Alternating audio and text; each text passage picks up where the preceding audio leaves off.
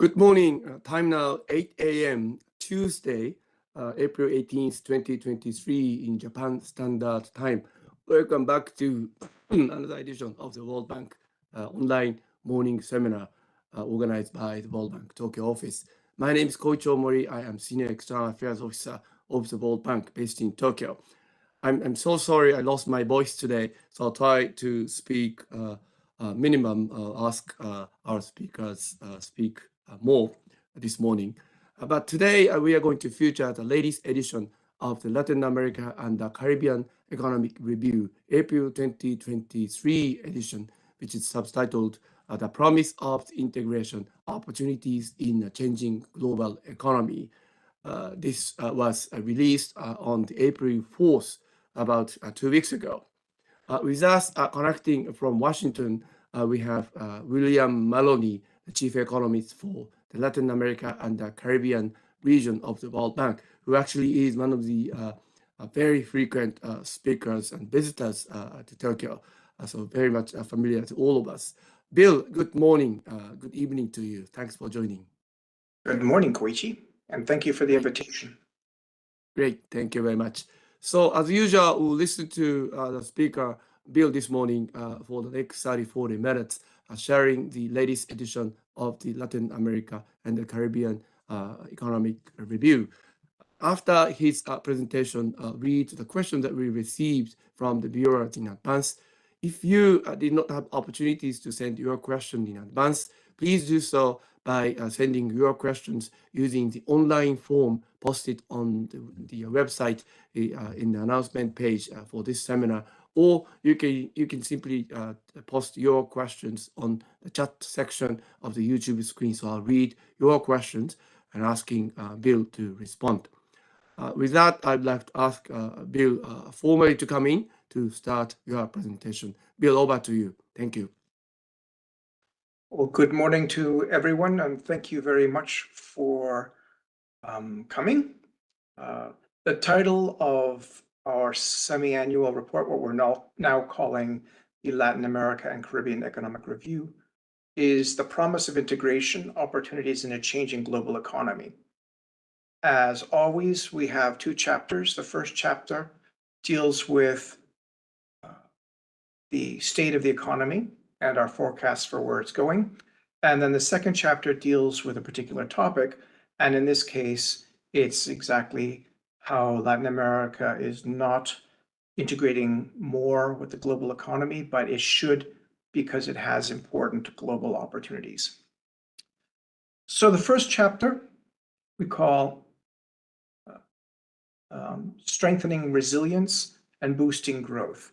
And I'm putting a lot of emphasis on the first topic because I think that's a very important story of Latin America over the last 30 years that I want to emphasize.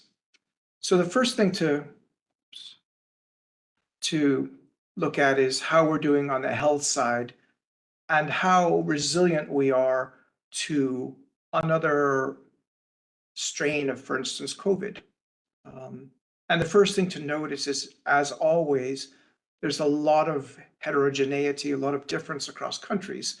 So Chile is better than much of Europe and the United States, Uruguay as well, both in terms of the initial doses against COVID, which is the blue line, but also in terms of the booster doses, which is the orange line. But then you get to halfway down and you get Paraguay, and then you have Barbados, Venezuela, a lot of Central America, and most of the Caribbean, which not only were never very vaccinated against COVID-19, but they don't have many of the boosters either. And that leaves us in a difficult situation because it leaves those islands vulnerable.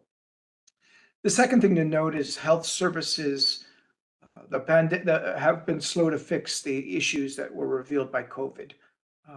It's a little bit, and I see this in the United States as well, a lot of stuff was revealed during COVID, but once COVID is gone, we're not paying as much attention as we should.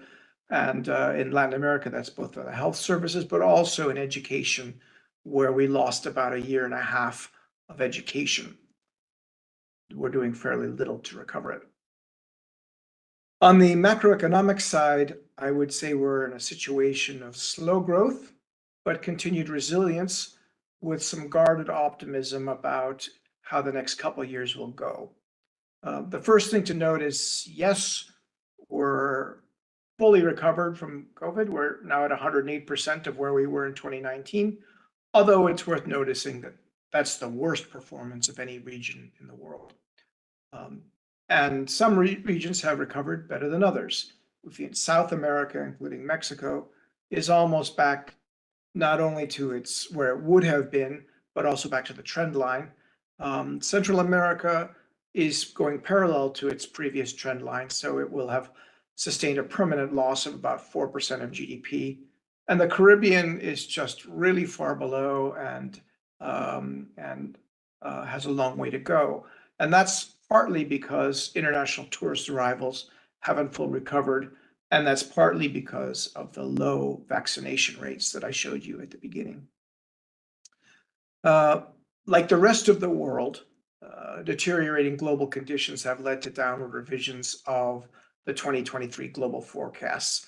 So you can see on the left-hand panel, in every region of the world, and you can see Asia Pacific at the top, there was from about July on a slow reduction in consensus forecasts about what growth was going to be like for 2023. And this was largely due to the fact that inflation proved more resistant than we thought, and therefore that interest rates were going to be higher than we thought. And you can see on the right-hand side that that same pattern pretty much occurred across virtually all countries except maybe Brazil. But some countries worse than others. And so hence we wind up in a situation we are now where we're expecting about 1.4% growth in Latin America, where the world we're expecting to be 2.1%, which is not particularly fantastic.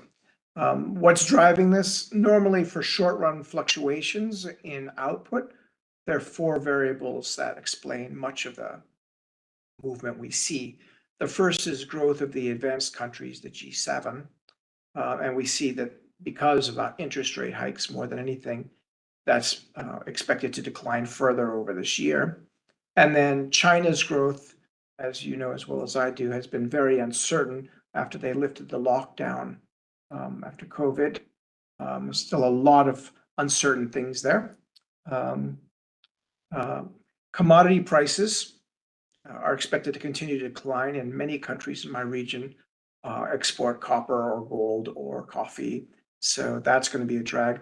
And then interest rates in the United States, which have a lot of influence on interest rates in Latin America, are still expected to rise across this year until the United States is convinced that inflation has finally come down. So as a result, all those things together give us 1.4%, and then for the next 2 years, about 2.4%, which is bad. And that's not enough to lower poverty and reduce the social tensions we see there. And they're not a result of COVID. They reflect structural issues that are decades old. In the 2010s, for instance, we grew about 2.2%. So this is about what we were growing then. And that just suggests we have much deeper problems to resolve structurally. Social indicators have largely recovered. You can see that Latin America is all these colored lines. The black line is the United States, and you can see that inflation has pretty much, that unemployment is above where it was in 2019. And in fact, recovery has been better than in the United States. There's been some loss in quality measured as coverage by job contracts, pay, and the like, but employment is largely recovered. COVID reversed about half a decade of progress on poverty reduction, except in Brazil. Brazil was very generous with its transfer payments to families, and as a result, poverty actually fell during COVID. But the rest of the region, if you see the orange line, had a big spike from 2019 to 2020, and now it's coming down. It's roughly where we were in 2017, 2016. But when you include Brazil, we're pretty much back to where we were in 2019. Food inflation, and in particular, both food inflation and fuel inflation has caused household budget constraint stress.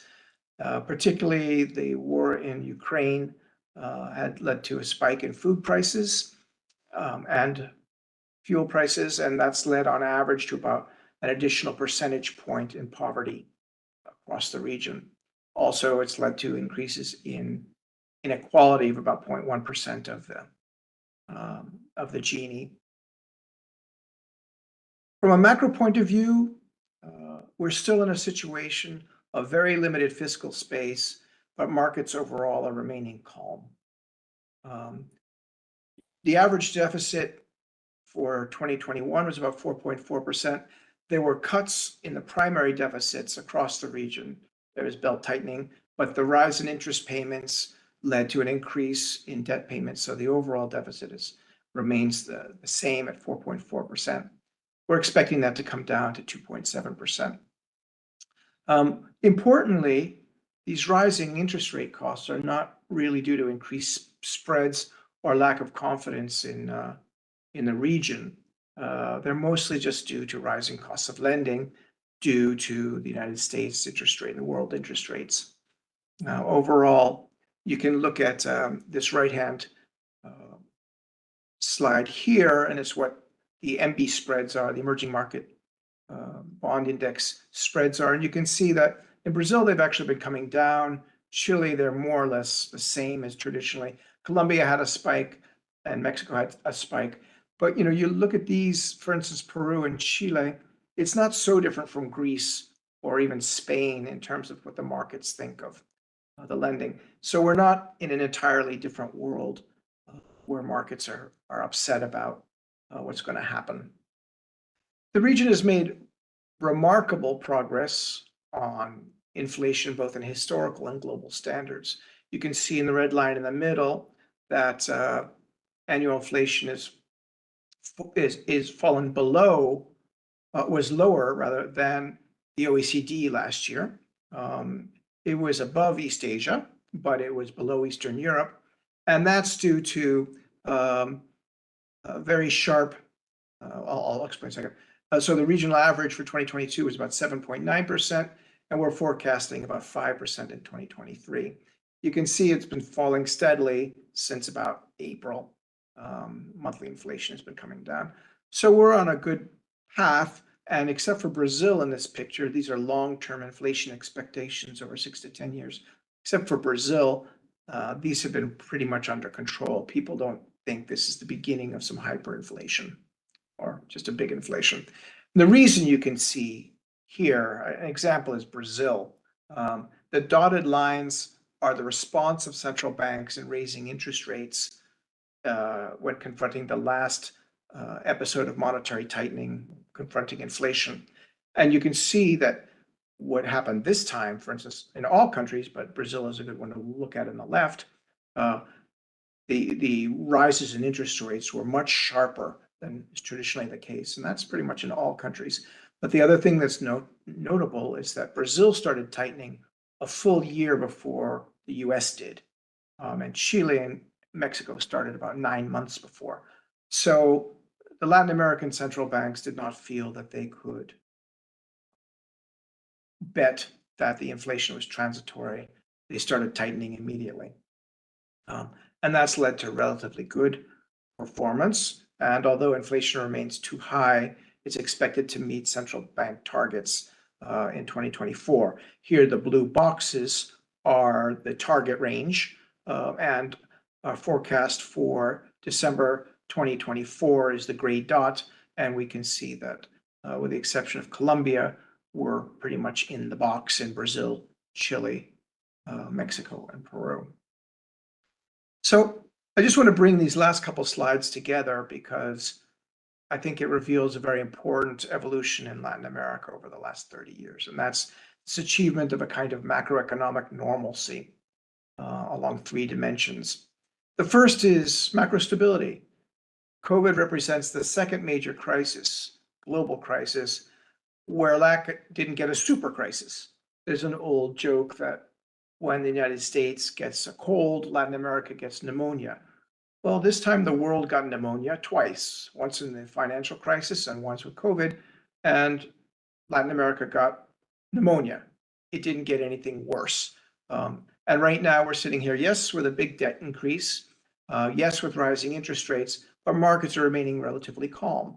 There's a confidence that supervisory agencies have done their job in the banking sectors to make sure that they're sound, and I think they are, and that they're managing the debt as best they can in the face of interest rates, which, by the way, I think have been largely built into forecasts for the last year. I think most central banks had about 5% built in. The second thing is that relatively successful inflation fight I mentioned. And this third thing is that they've achieved a counter-cyclical monetary policy since about 2004. Now, what am I talking about here? You have to think that traditionally in a Latin American country, if there was a fall in commodity prices, in copper or coffee, then that immediately led to a depreciation of the currency. And that immediately led investors to wonder where that was going to stop. And so immediately central banks would have to raise interest rates to prevent capital outflows and reassure global markets that the exchange rate was going to be stable. But of course, what this does is you already have a hit to your exports, a negative shock to your exports, and then you have to compound it with higher interest rates. Since about 2004, we've been managing a more counter-cyclical monetary policy where interest rates actually can fall, and we can help offset that negative shock on exports. All these three things together are a result of a couple of key things. The first is much stronger armoring of the macroeconomies. So for instance, the share of debt that's foreign denominated in 2004 was about 60%. And now it's about 35%, with some countries like Mexico at about 15%. And this just means that even if your exchange rate does depreciate, your debt service doesn't suddenly explode. The second thing is that they've been keeping much larger reserves as a share of GDP. In 2004, about 12% of GDP was held in the central bank. And in 2021, it's about 20%. You can see that trajectory to the right. Colombia and Mexico and Peru, average in Latin America 6. They're all holding much more reserves. And that just gives greater confidence that they can go for longer before they get a real crisis. The second thing is the increased professionalization of authorities and stronger institutionalization. I have been working with central banks and ministries of finance for maybe 30 years. Right now, the depth of professional, mostly economists, is deep in many of the big economies. And the third thing is central bank independence and inflation targeting as a way of controlling inflation. Inflation over the last decade and a half has been low. And that's partly due to de facto or de jure central bank independence, but it's also been to targeting inflation. I'm putting this up because right now you can see in some countries there's some resistance to particularly central bank independence. And I would just say that we need to defend that because credibility can be lost really rapidly. So this leads us to the paragraph that opens the second half of the volume. Given inflation is low, given that we're not having mega crises, and that markets think that we're much more stable, that should make the region a much more attractive place for investment and therefore to grow, to get us above that 2.4% we're looking at. But actually the reverse is happening. If you look at the blue line here, that's flows to developing economies. And you can see that those have been rising in current dollars steadily over the last 20 years. But Latin America was growing until about 2011, and then it's pretty much slumped. And as a real share, as a share of total lending, total FDI flows, you can look at those gray bars, and you can see that We peaked in 2000 and 1999 at about 40% of the world's flows, but now we're down somewhere around 17 or 16% of the world's flows. So the region has been a much smaller recipient of foreign investment. So that's why our chapter 2 is like, okay, what's going on here? There are actually good reasons to re-engage or to engage more fulsomely with the world economy. Why is that not happening? And in fact, the message we wanted to communicate is that integration in the global economy is falling just as new opportunities are beginning to appear. So LAC's long-run program, if you want to look at it, is economic divergence from G7 and less integration with the global economy. If you look at the blue line here, that is the average GDP of emerging and developing Asia as a share of the G7 average income. That's of the advanced countries. Latin America, and you can see it's moved from about 5% to 25%. But Latin America has been working in reverse. We went from about 44% to now about 32%. So that means we're slipping behind. This would be a failure development policy altogether. But that's going along with this lack of integration that I'm going to demonstrate more of, just as we have more possibilities, I think, in the global economy. There's a trend towards reshoring, which I don't think I need to explain to you. It's not clear to me that the tensions driving that, part of it was just a fear of excess dependence on one supplier coming out of COVID, but we all know that there are geopolitical tensions as well that are making both Europe and the United States want to produce more nearby. And the second thing is that Latin America has a tremendous green comparative advantage. We have the greenest electricity grid in the world.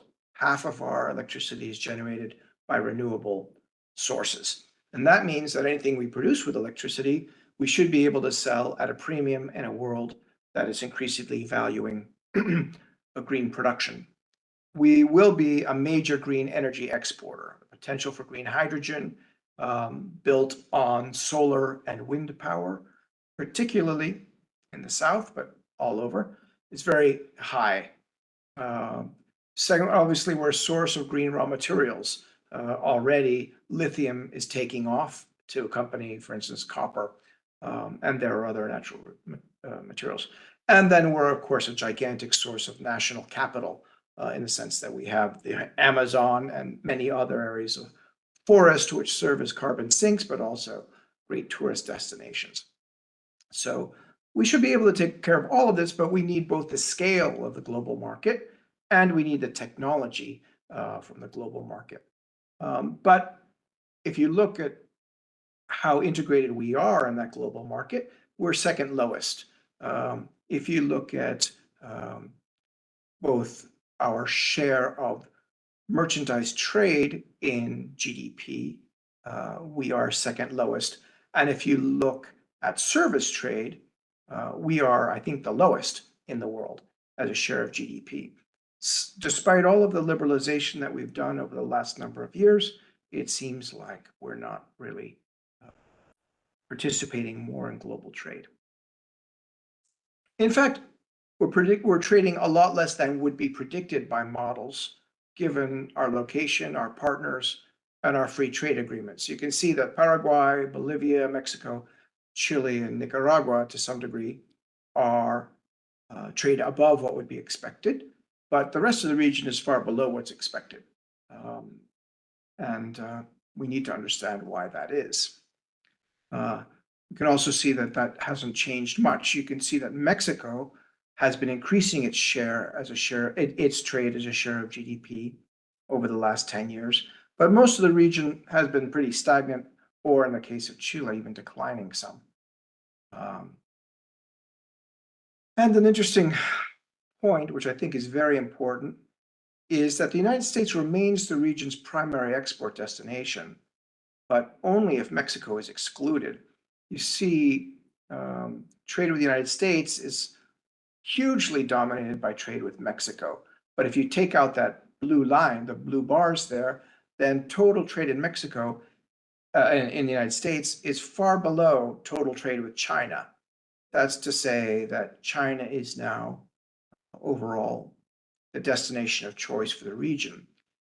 That's clear for several reasons. One has been there's been a great demand for raw materials, and right now for lithium in particular in the region.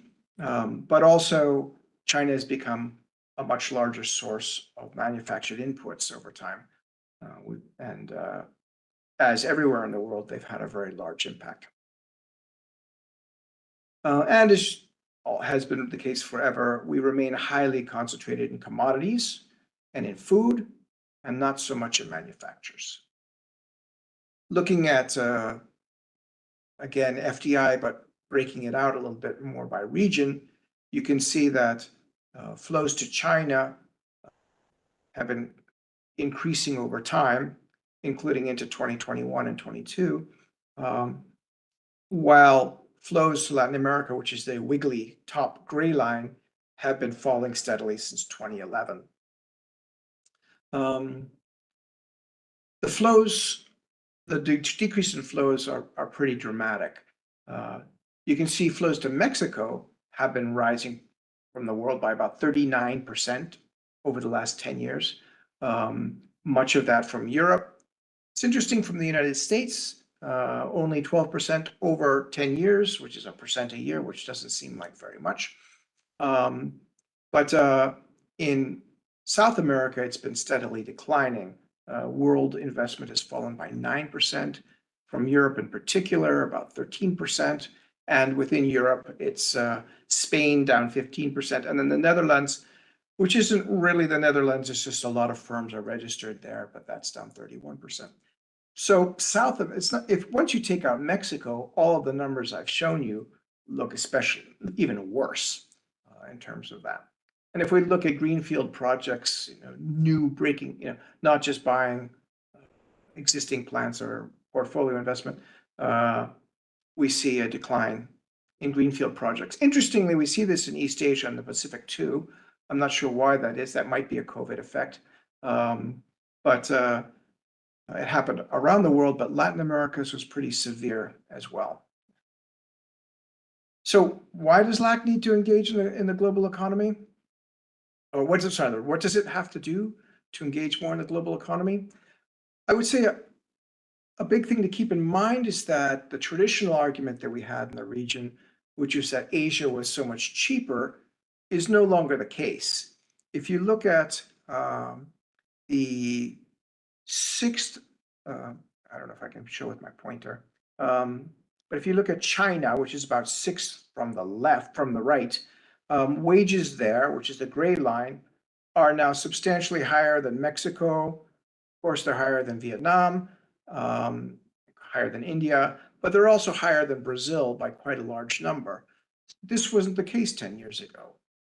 And as a result, there might have been a huge case for the United States to move all its operations across the Pacific to China, but that case based purely on wages is no longer very convincing. But when you talk to businesses, and this figure is based on some work by KPMG Manufacturing Institute, other things go into it, which they capture in the blue lines, for instance. So in the blue lines, we have not only wages, but we have levels of taxation, which are high in LAC. We have real estate costs, which are pretty much average, and we have a cost of capital, which is high in LAC. And when you look at that, then all of a sudden China is still a little bit cheaper than any place in Latin America. And then when you add other factors, secondary costs on top of that, which is the orange line that we put on top, and that's including political and institutional stability, ease of trade and competitiveness of the economy, infrastructure, the enabling environment, including the quality of cities, capabilities, and workforce skills, then all of a sudden the costs of operating in Latin America become very high. And Brazil now looks among the highest in the world, and Mexico is not so far behind. Now, to be fair, Vietnam and India are in the same ballpark, but what's remarkable is that the United States, Republic of Korea, Canada, and even Japan are, well, Japan's a little expensive, but all these advanced countries compare favorably to Brazil. So if we're going to be getting a lot of reshoring, somehow Latin America has to become, at very least, more attractive than Canada. So taking those factors apart a little bit, how am I doing on time?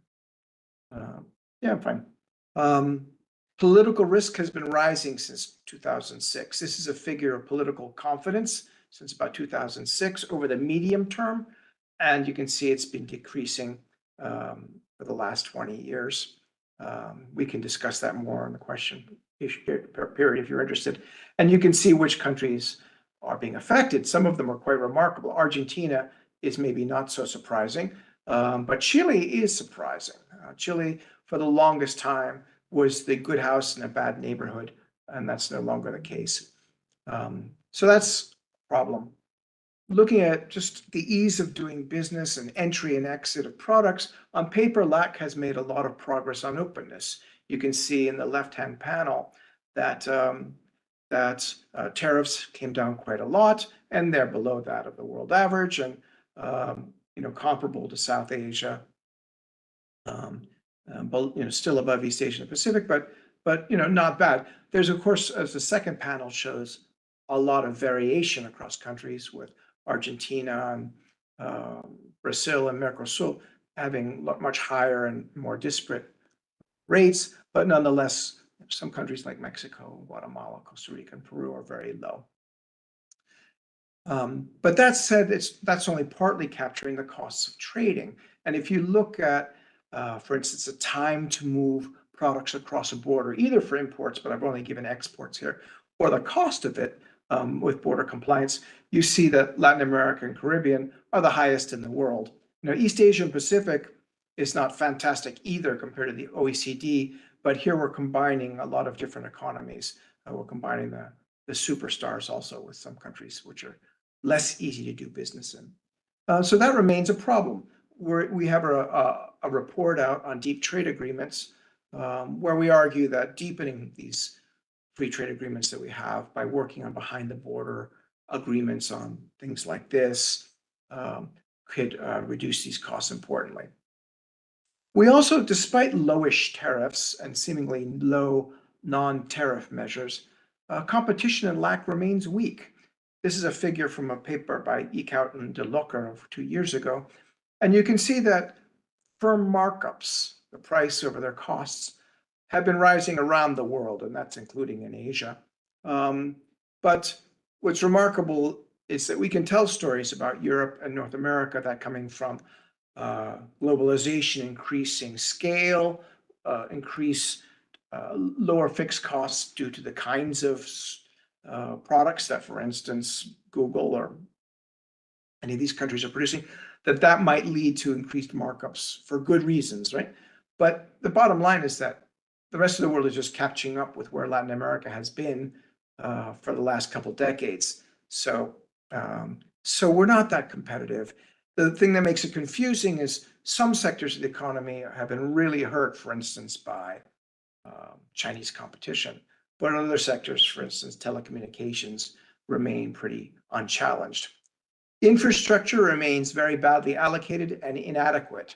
You can see in the top figure here that we spend around 3.5% of GDP in public investment, including infrastructure. And that's compared to East Asia, the Middle East, and North Pacific at about 7%. That's just not enough. And you can see there's also just a huge variance across Latin America, but even in some quite large countries, we're investing really very little. And that's a problem.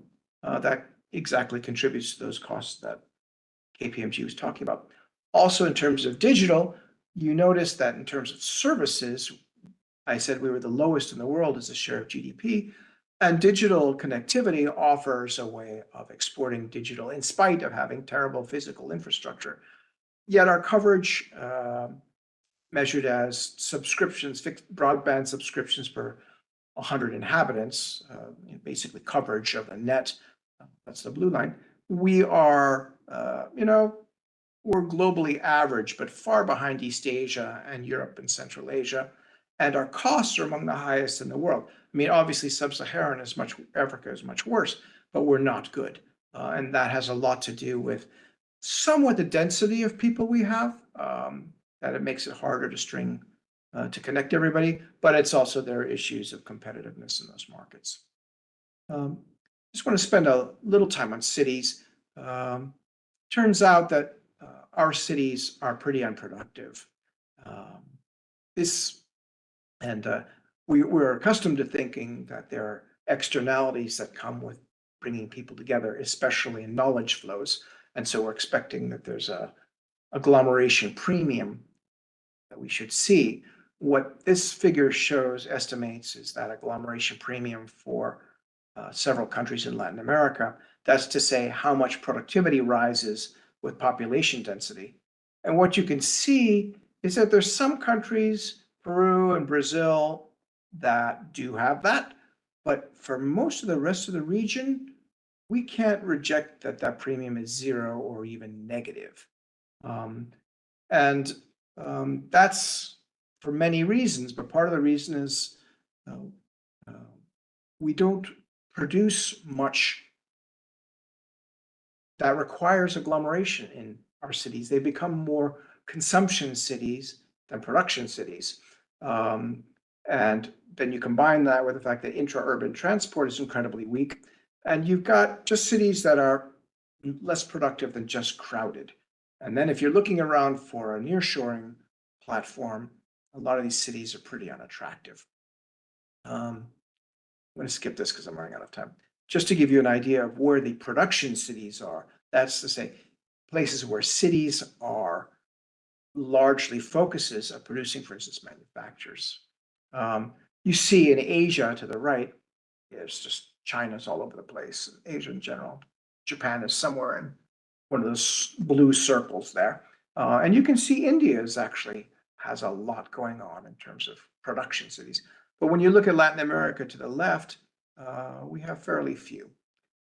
So skip this too.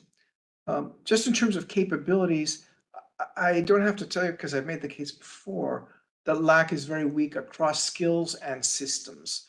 30% of employers say expansion is limited by a shortage of skilled labor.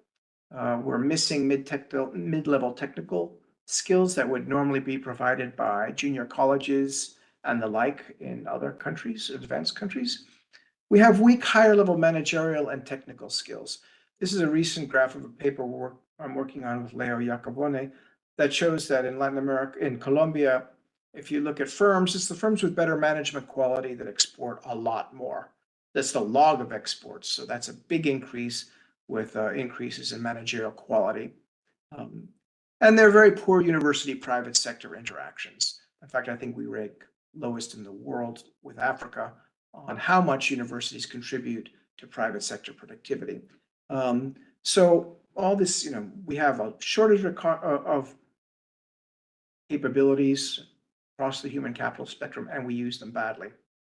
And finally, our financial markets are not deep. This is out of a paper that's just coming out in the Journal of International Economics soon. It plots the rate of quality measured as price of exports in the United States.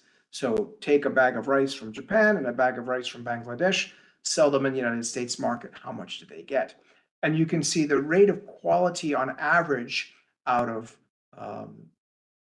a country towards the United States is related to the standard deviation of those prices, which can be seen as a measure of risk. You can see Japan is very high here. It's right below the United Kingdom. But what this says is there's a risk-return trade-off in quality, which is also very correlated with productivity, and that the rich countries are very good at taking risks, and that Latin America and poor countries are very bad at taking risks. And part of that is that our financial markets are thin and possibilities for diversification are really weak. And as a result, even if I have a great idea for how to increase the quality of my export, I have a hard time financing it.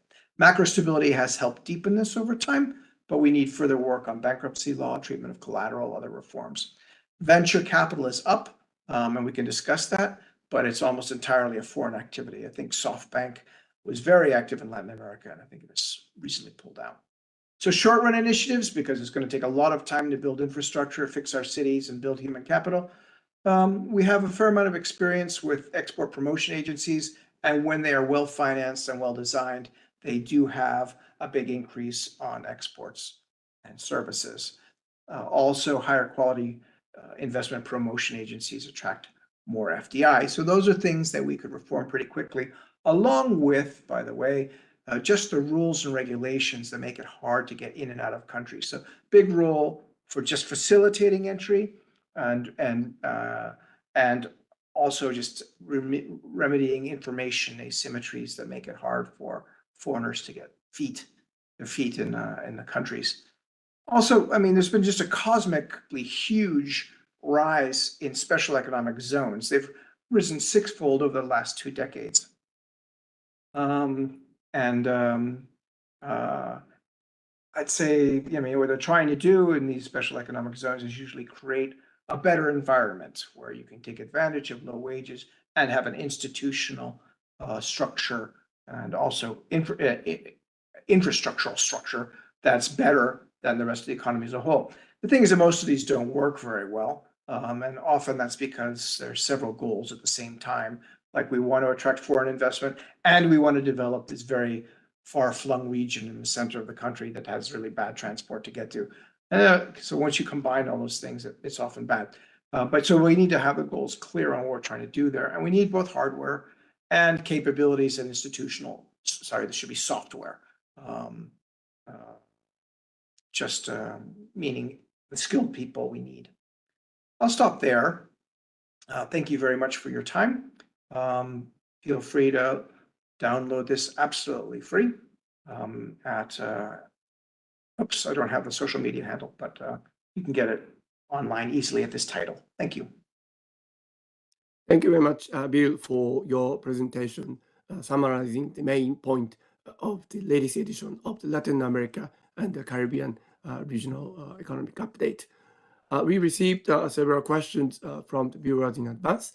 Once again, if you did not have opportunities to send your questions, please send your questions by using the online form or put your questions on the chat section of the YouTube screen. So I'll read your questions, asking Bill to respond. But two questions that we received from Sasaki-san, as usual. Thank you very much for your question. Let me read the first question.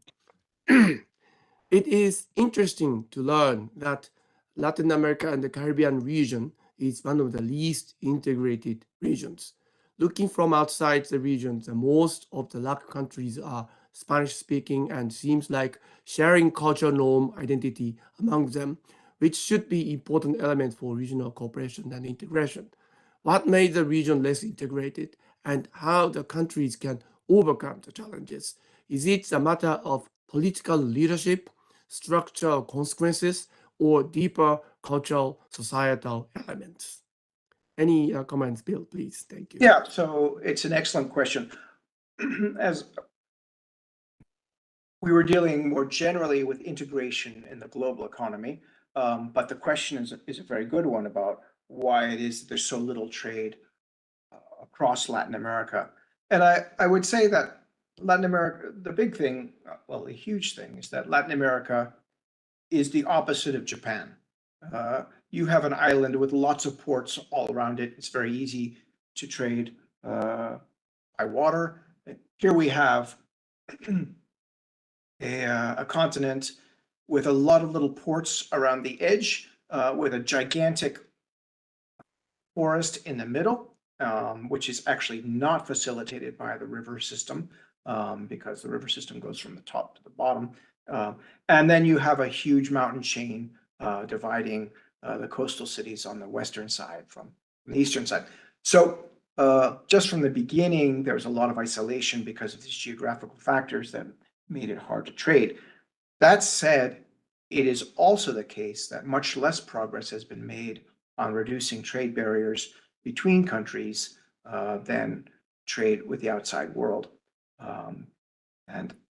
And there's progress being made, which actually I'm less, excited about. There's more trade among Latin American countries. For instance, Colombia is trading more and more with Chile, and that's great. But Chile has a market of 200 million people. The United States has a market of 300 million people. Chile has 20 million people, and the United States has 300 million people. So it's, the market, the technology is all in the advanced countries. So that's why we're kind of stressing integration there.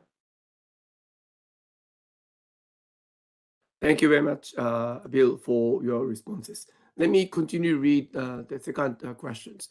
If regional GDP growth will be limited and lower than expected in 2023 onward, I'm a bit worried about people in the informal sector and the vulnerable people, such as people with disability, etc., as they may not be able to take advantage of the recovery from the pandemic easily. Any analysis in the report on this point, or any comment on this, please, Bill? Well, no, again, you put your finger on why it's so bad that we're growing so slowly.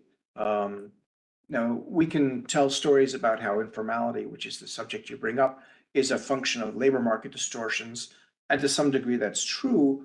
But the bottom line is if you're growing at 1.4% and your population is growing at 1.4%, per capita income isn't going at all. There are not jobs being created in the modern sector that can absorb people from the informal sector, and wages aren't rising because each time you grow a little bit, you just fill it in with more people. So it's absolutely exactly the problem that I consider a major problem for the region. We can't. Yes, we need to be looking at people with disabilities and discriminated people and just poor people in general, but all those problems are just much easier to solve if you've got 5% growth instead of 2% growth. Thank you very much, Bill. I have one question.